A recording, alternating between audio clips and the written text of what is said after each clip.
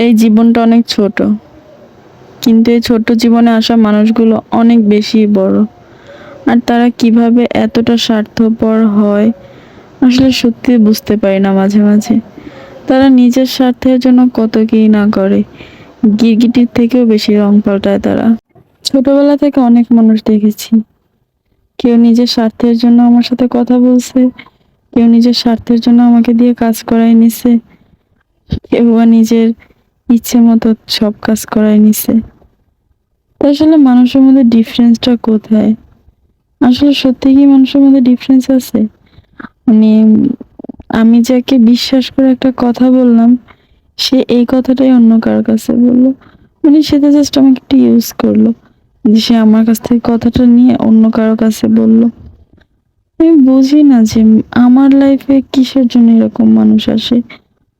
তো মানুষকে যতই বিশ্বাস করি না কেন, যত যাই করি না কেন, বিশেষ করে যতই আপন করি না কেন, তারা আসলে কখনো ভেবে আপনই হয় না। কারণ স্বার্থ ছাড়া কেউ কারোর সাথে কথাও বলে না। আর এটা আমি নিজে খুব সামনে থেকে দেখছি। আমি যার জন্য চুরি করি সে আমাকে দিন শেষে চোর বলে। আমি যাকে পাওয়ার জন্য এত যুদ্ধ করি সে আমাকে স্বার্থপর বলে। আমি যার চিন্তা করে এত স্যাক্রিফাইস করি সেই বলে আমি নাকি বেহিসাবি। তাহলে আমি কার জন্য এগুলা করি? কিসের জন্য করি? আর কেনই বা করি?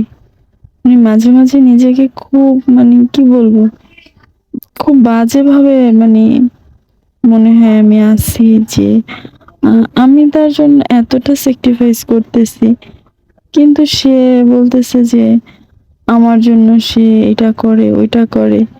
বাট হ্যাঁ, করে করে না তো সেটা না, করে। কিন্তু তুমি যদি করো, করে যদি তোমার করা কাজগুলো আমার সামনে এক্সপ্লেন করার কোনো দরকার নেই।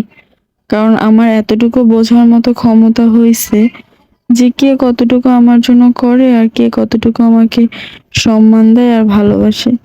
অ্যাটলিস্ট এতটুকু তো আমি বুঝতেই পারি, তাই না? তো তুমি যেটা করো বা নাই করো ওইটা আমার সামনে তোমার বলারও কোনো দরকার নেই। কিন্তু দিন শেষে কথা একটাই যে তুমি যে সব সময় আমার উপর দোষটা দাও না, এটা তোমার সব থেকে বড় ভুল লাইফে, ঠিক আছে? এটা আজকে না হোক, 5 বছর হবে, 10 বছর হবে, ঠিক তুমি তখন বুঝবে, কিন্তু তখন হয়তো সময় থাকবে না। তো জীবনের সময়ের থেকে জীবনের মূল্য বেশি। তো তুমি মূল্য দাও না, সেটা তোমার ব্যাপার।